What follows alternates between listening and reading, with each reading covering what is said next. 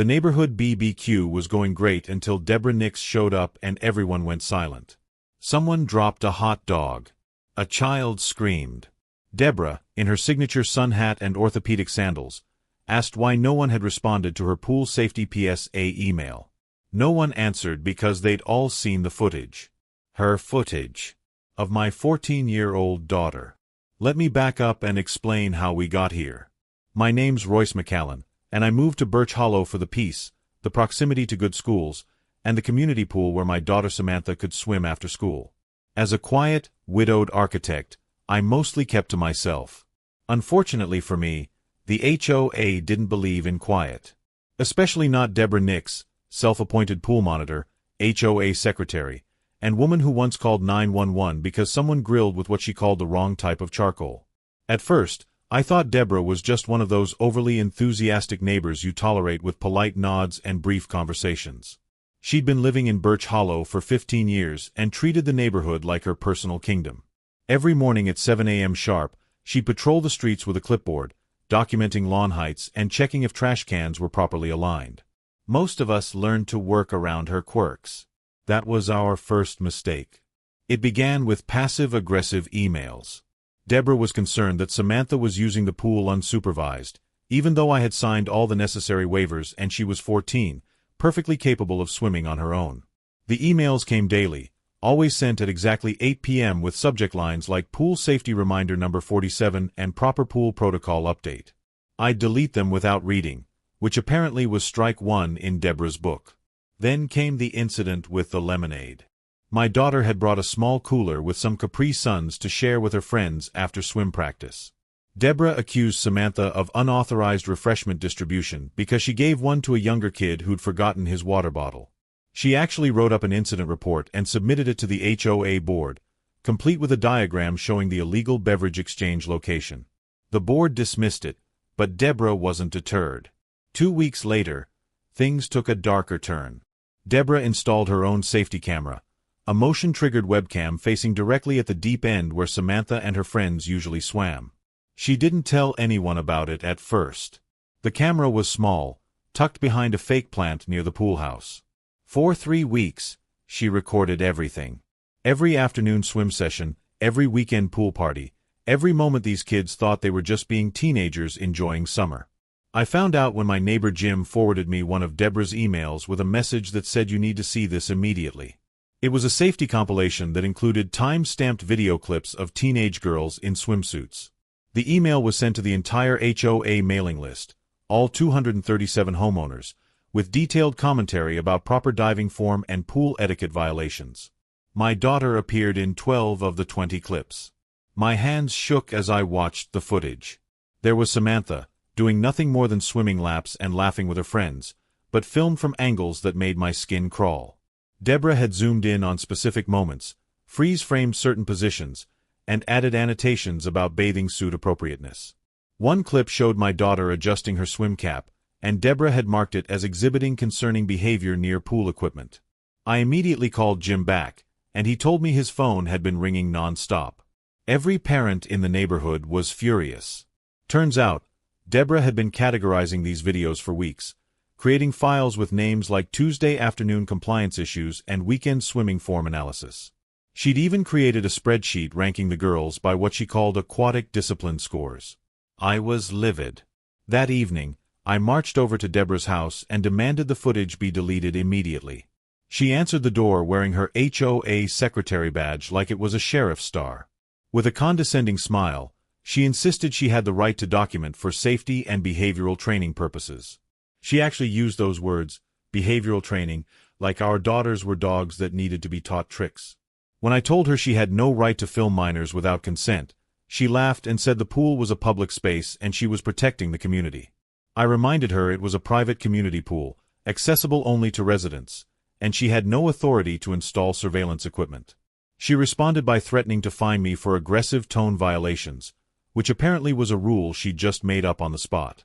I contacted the HOA board that night, sending emails to every member except Deborah. The president, Marcus Webb, called me back within an hour, sounding panicked. He'd already received 17 complaints and said they'd be holding an emergency meeting.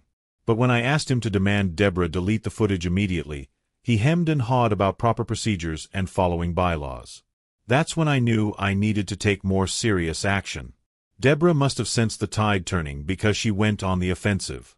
She claimed I was harassing a woman trying to keep kids safe and sent her own email blast accusing me of creating a hostile environment for concerned residents. She even suggested that my anger was suspicious and maybe I didn't want the pool monitored for nefarious reasons. That was the moment she crossed a line she couldn't come back from. But then I went nuclear.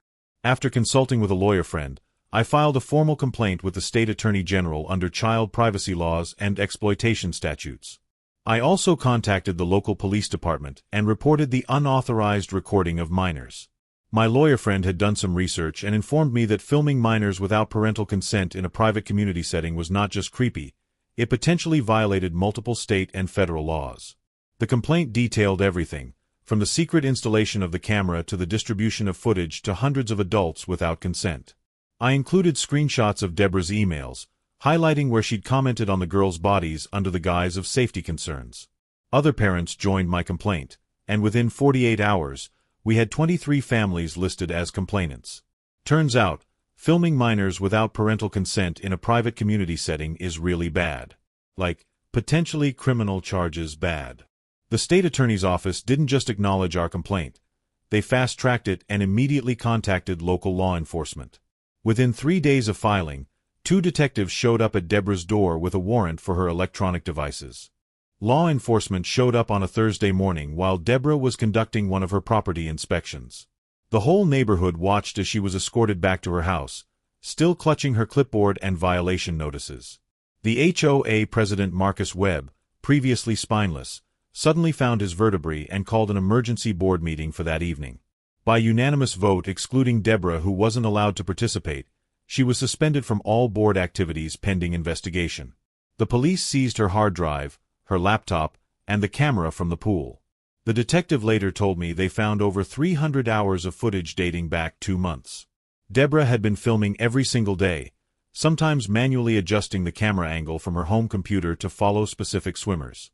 She'd organized the files by date, time, and most disturbingly, by the names of the minors captured in the footage. Parents across Birch Hollow found out about the full extent of the recordings and were furious.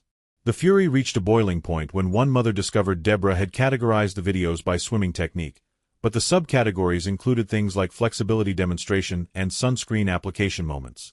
Another parent found out Deborah had been taking screenshots and sharing them in a private Facebook group she created called Birch Hollow Pool Safety Watch, which had exactly one member, herself. Her inbox flooded with angry messages demanding her immediate resignation. Her mailbox was stuffed with HOA resignation petitions that collected over 150 signatures in just 2 days. Someone taped a sign to her front door that read "Neighborhood Watch doesn't mean watch the neighborhood's children," though it was removed within hours.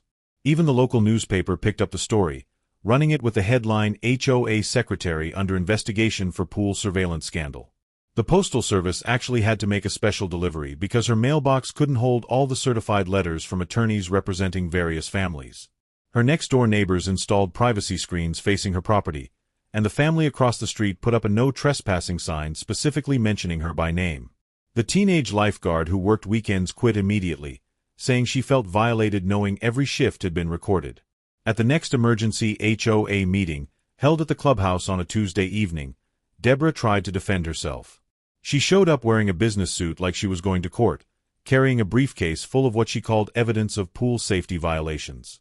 The room was packed with angry parents, and someone had to open the overflow room to accommodate everyone who showed up. The tension was so thick you could practically see it hovering over the folding chairs. She started her defense with a PowerPoint presentation about drowning statistics, but the projector betrayed her. When she clicked to slide 3, instead of safety data, up popped a folder she'd accidentally included showing she had flagged girls based on suit modesty and kept incident notes that included comments about their physical development. The room erupted in gasps and angry shouts. One father had to be physically restrained by his wife. She tried to play the victim, claiming she was being persecuted for caring too much about safety. She actually compared herself to a lifeguard without the appreciation and said the community would thank her when a tragedy was prevented. That's when a parent stood up and shouted that Deborah had filmed her daughter eating a popsicle, with a close-up zoom that lasted 47 seconds. The mother had seen the file name Summer Treat Consumption Detailed Review. Chaos erupted completely. Parents were shouting over each other, demanding criminal charges. Someone threw a pool noodle at the podium, though I'm not sure where they got it from. The HOA president tried to restore order with his gavel, but it broke on the third strike. Deborah attempted to continue her presentation, but the projector was unplugged by someone in the front row, and her microphone mysteriously stopped working. The meeting lasted exactly 17 minutes before Deborah fled through the emergency exit, leaving her briefcase behind. Inside, other parents found printed screenshots she'd planned to present as evidence, including photos of teenage girls with red circles drawn around supposed safety violations like loose hair ties and improperly adjusted goggles. Each photo had a timestamp and a rating system she developed using stars and red X marks. The vote to remove her from the board was unanimous among the remaining board members. She was banned from the pool permanently, prohibited from attending any HOA events, and formally censured in the official minutes. Additionally, she was reported to the state registry, not as a criminal yet, but as someone whose behavior raised enough red flags that even her book club disbanded rather than continue meeting with her present. 3 weeks later, the district attorney's office announced they were pursuing charges of unlawful surveillance of minors, a Class D felony carrying up to 5 years in prison and fines up to $25,000 per count. With 43 identified minor victims in the footage, Deborah faced potential fines exceeding $1 million. When the process server delivered the indictment papers, Deborah fainted on her doorstep and had to be taken away in an ambulance.